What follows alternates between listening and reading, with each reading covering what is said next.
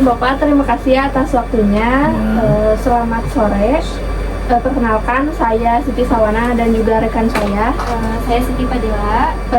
Saya dari program manajemen Universitas Nusa Saat ini saya sedang melaksanakan tugas observasi Bapak, observasi lapangan untuk mata kuliah komunikasi dan juga diplomasi korporat ya. Nah, tujuan wawancara ini adalah untuk memahami bagaimana proses komunikasi yang diterapkan dalam beberapa perusahaan, dan kebetulan kami memilih perusahaan Bapak yaitu benar ya Lestarinet. Ya, Lestarinet baik antara pimpinan dan juga karyawan maupun dengan cara pihak eksternal. Nah, kami di sini akan menggali beberapa informasi mengenai contoh-contoh ataupun alur perusahaan Bapak yang terjadi. Sebagaimana bolehkah saya dan rekan saya menggali informasi mengenai profil perusahaan Bapak? Oke, di sini saya sebagai pembuka boleh diceritakan sedikit mengenai perusahaan ini, kapan berdirinya, selanjutnya perusahaannya di bidang yang dijalankannya seperti apa, dan juga jumlah karyawan yang dimiliki saat ini berapa. Oke. Pertama-tama, perkenalkan saya Yogi Edistia sebagai pemilik utama dari POP Twins Data Pratama yang bernaung di Lestari Network Indonesia. Nah, untuk Lestari Network Indonesia atau Twins Data Pratama berdiri sejak tahun 2024. Nah, bulannya bulan Desember. Terus untuk bidangnya sendiri kita bergerak di bidang jasa jual kembali internet untuk rumah-rumahan. Wi-Fi. Ya, Wi-Fi. Gitu sih. Selanjutnya, bagaimana struktur organisasi di perusahaan Bapak? Pembagian tugasnya seperti apa? Nah, untuk struktur organisasi sendiri, pertama langsung dari owner atau pemilik perusahaan, kemudian kita ada administrator atau admin, itu mencakup di bidang finance, bidang sales, dan di bidang satu lagi untuk head store setiap divisi. Nah, terus kemudian di bawahnya lagi langsung ada teknisi lapangan. Jadi kalau misalkan ada error atau gangguan atau troubleshoot di suatu wilayah, nah itu bagian teknisi yang langsung ke lokasinya gitu. Jadi per divisi itu lengkap ya, sehingga betul. Komunikasi itu baik dan sekali. juga sangat terstruktur ya. Iya. Oke Bapak, dalam menjalankan operasi sehari-hari gitu, bagaimana Bapak biasanya menyampaikan instruksi atau arahan kepada karyawan Bapak? Nah, untuk instruksi langsung sebenarnya ada bagian tersendiri lagi ya. Namun kita setiap minggu suka mengadain evaluasi buat kedepannya sama yang telah dilakukan. Untuk evaluasinya sendiri, salah satunya kita bisa menggunakan untuk komunikasinya kita menggunakan WhatsApp, terus Telegram, dan ada juga aplikasi yang bisa memantau konsumen mana yang ada trouble, error, atau yang sedang gangguan di lapangan. Jadi untuk komunikasinya sendiri, untuk saat ini kita menggunakan aplikasi WhatsApp dan Telegram. Itu yang paling sering ya Bapak? Yang paling sering sekali. Berarti menggunakan medianya handphone ya? Handphone. Dibandingkan secara langsung media komunikasi yang Bapak jalankan bersama karyawan itu di medianya handphone. Handphone. Ada lagi kalau misalkan buat teknisi sendiri, ada kita kasih bekal buat HT ya, atau api-api kayak gitu. Oh iya. Cukup baik sekali ya di perusahaan ini komunikasinya. Bagaimana cara Bapak memastikan bahwa arahan yang Bapak sampaikan kepada karyawan Bapak itu terstruktur dengan baik gitu? Yang pertama, pasti saya memastikan ke setiap karyawan saya supaya menjalankan setiap SOP atau aturan yang telah kita tetapkan di perusahaan berjalan dengan baik dan benar. Itu yang kedua, selalu menggunakan, kalau misalkan di lapangan kan kita nggak tahu ini ya safety, misalkan kalau mau naik tiang pasti ada safety belt-nya, terus pakai APD lengkap kayak helm, sarung tangan, kayak gitu, sepatu, gitu sih. Sesuai dengan SOP ya. Sesuai dengan SOP yang berjalan. Nah, jika komunikasi ke atas seperti karyawan Bapak terhadap Bapak, laporan atau keluluhan, bagaimana mereka keluhan yang disampaikan kepada Bapak gitu? Oh, mungkin keluhan dari customer ya atau pelanggan ya? Enggak, dari si karyawan Bapak ke Bapak. Ke Bapak. Nah, keluhannya sendiri kalau dari sisi karyawan sih Mungkin dari segi komunikasi ya. Nah, dari segi komunikasi karena kita masih terbatas, cuman hanya ada di WhatsApp dan Telegram. Untuk komunikasi langsung secara pribadi, ya paling itu aja.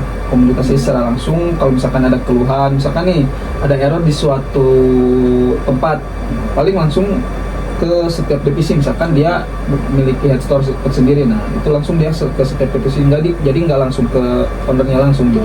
Jadi dia memiliki divisi tersendiri gitu. Kemudian, apakah perusahaan ini memberikan kesempatan bagi karyawan untuk menyampaikan pendapat atau masukan terkait pekerjaan? Pasti. Nah, misalkan di suatu wilayah ada yang mau pasang jaringan internet atau mau pasang wifi, tapi jaringan kita belum tercover tuh ke area itu. Nah, pasti karyawan sendiri mengeluhkan itu. Nah, kita mungkin hari pertama kita cek survei lapangan dulu nih, apakah area yang kita cover ini tercover juga sama jaringan kita. Kalau misalkan jangkauannya masih tercover area, nah besoknya kita langsung tarik kabel. Kemudian mungkin kalau misalkan udah beres jaringan infrastrukturnya, besoknya kita pasang atau hari itu juga gitu. Pasti gitu. Kalau komunikasi di sini ada pertanyaan kan, komunikasi koordinasi antar karyawan ya. Berarti tadi salah satunya menurut dari alat ini juga ya. Alat sama kalau misalkan langsung ke admin ya kan kita juga ada NOC-nya. Nah langsung via chat menggunakan Telegram dan WhatsApp. Oke. Nah selanjutnya menurut Bapak ya, apakah komunikasi antar karyawan sudah berjalan efektif atau belum gitu? Ya mungkin menurut saya sejauh ini udah efektif sekali. Karena kenapa? Kalau misalkan antar teknisi kita kali sama walkie-talkie jarak dekatnya. Kalau misalkan jarak jauhnya langsung ke admin, mungkin kita menggunakan aplikasi WhatsApp atau Telegram gitu. Sejauh ini terkendali lah gitu, berjalan dengan efektif.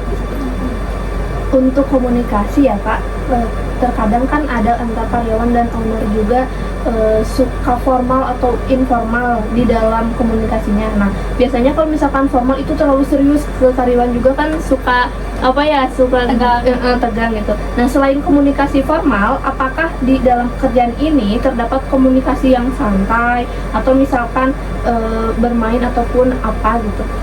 Oke, untuk komunikasi selain formal kita ada, misalkan nih setiap seminggu kali kita kopdar. Jadi bukan hanya kita sendiri, kita ada pop sendiri, misalkan pop area Cisaat, ada apa areanya mana aja. Nah nanti setiap area itu kita kumpul, nah itu kita bisa kopdar bareng atau ngopi bareng gitu. Jadi misalkan minggu ini ada customer yang lumayan rewel atau kayak gimana, jadi kita bareng-bareng mencari masalah tersebut gitu. Gitu ada pasti. Menurut Bapak, apakah komunikasi tersebut memberikan pengaruh nggak terhadap suasana kerja atau kinerja karyawan gitu? Oh pasti, pasti. Karena kenapa? Kalau misalkan nggak suatu perusahaan terus nggak ada teamwork ya, nggak ada tim kerjanya nggak bagus, terus komunikasinya jelek, pasti perusahaannya nggak bakalan langsung naik gitu, atau nggak bakalan berjalan lama. Nah karena berdiri suatu perusahaan bukan hanya teamwork saja atau pekerja aja, harus ada komunikasi yang baik gitu. Itu sih menurut saya, kalau misalkan komunikasinya baik, nah suatu perusahaan pasti berjalan dengan baik dan panjang.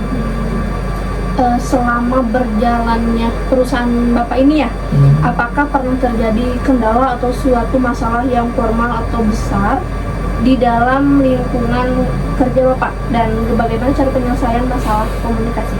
Awalnya iya, karena kan kayak membangun jaringan internet ini bukan hanya saya sendiri ya, pasti di lain juga mereka punya usaha kayak saya sendiri. Nah awalnya saya berat banget membangun jaringan infrastruktur jaringan internet kayak gini, cuman ya dijalanin aja.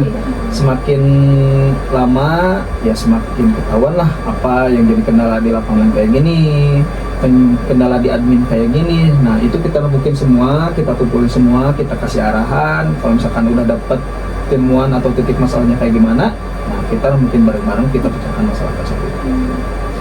Apa dampak yang ditimbulkan dari masalah komunikasi tersebut terhadap operasional perusahaan Bapak? Dampaknya yang saya rasakan berpengaruh terhadap pelanggan.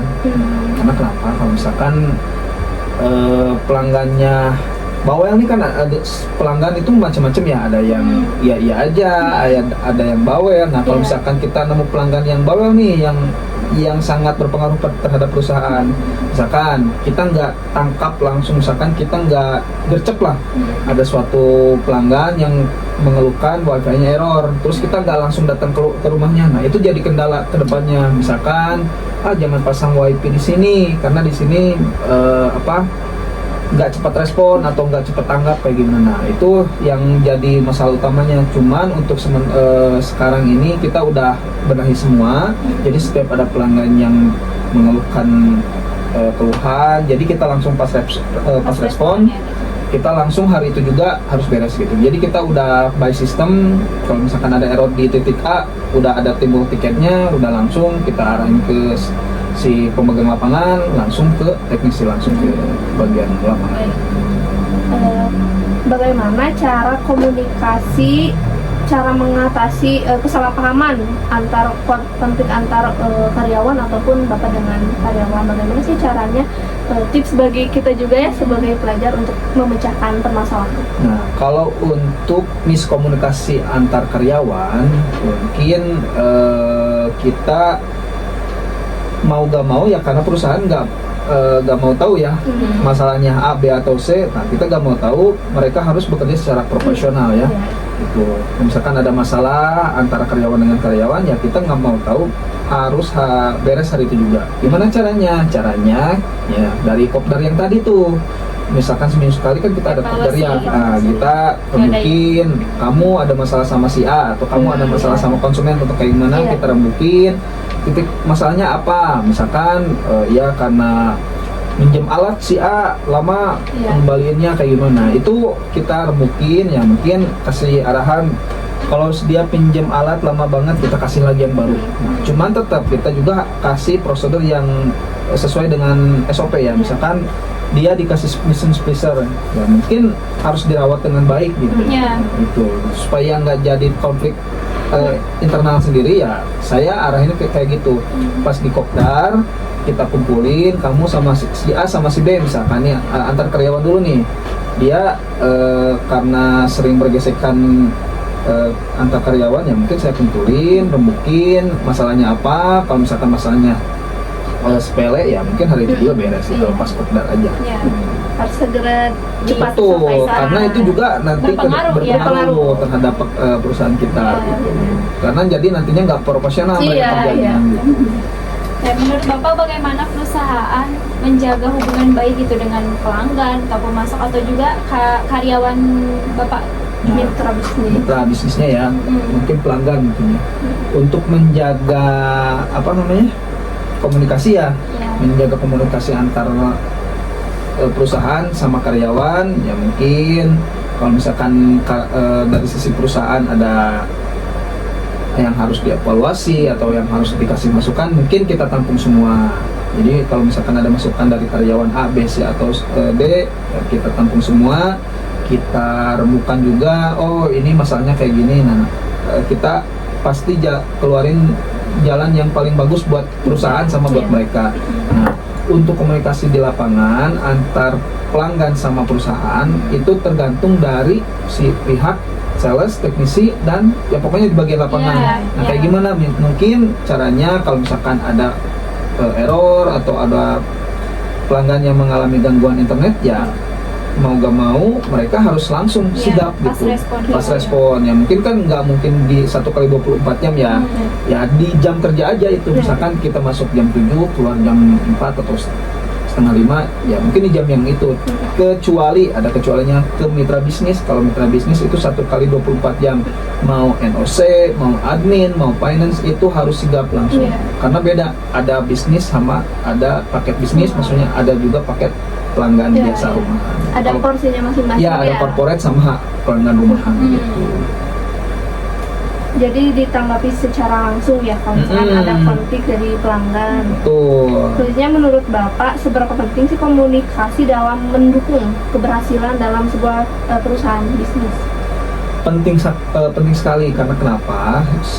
Yang tadi saya bilang, suatu perusahaan nggak bisa berjalan, menurut saya nggak bisa berdiri kalau komunikasinya jelek. Iya.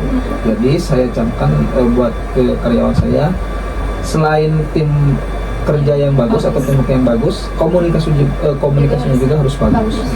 Itu sih penting sekali menurut saya, itu komunikasi nomor utama. Apa upaya yang telah dilakukan perusahaan untuk meningkatkan efektivitas komunikasi gitu di perusahaan ini? Ya mungkin memberikan keluasan kepada karyawan untuk dimintai kritik dan saran. Misalkan perusahaan apa nih kekurangannya, ya mungkin dari segi alat kita masih banyak kekurangan, ya mungkin evaluasi dulu ke depannya, ya kita beli alat yang diperlukan oleh teknisi, oleh admin, oleh NOC dan lain-lain, ya kita beli. Tapi nggak mungkin langsung ya mungkin seperlunya dulu. Misalkan teknisi butuh di lapangan butuhnya apa, ya kita ada yang dulu yang paling urgent gitu. Kalau yang enggak sih nggak harus dilakuin hal itu juga. Mungkin yang paling urgent kita siap nanggapin keluh kesah dari si karyawan, mintai dikritik, misalkan perusahaan masih banyak kekurangan kayak gimana, ya itu sih kritik dan saran pasti kita tampung semua. Supaya perusahaan lebih baik ke depannya. Bapak, terima kasih ya, cukup sekian informasinya, sangat-sangat dibutuhkan oleh kami ya. Terima kasih atas waktu dan juga informasi yang Bapak berikan kepada kami. Jawabannya yang sangat-sangat membantu saya untuk menyelesaikan tugas observasi. Semoga perusahaan Bapak ini terus berkembang ya setiap tahun ke depannya.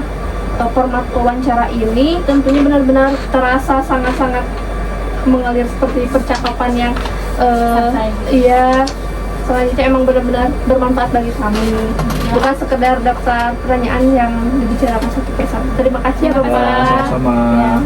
Ya.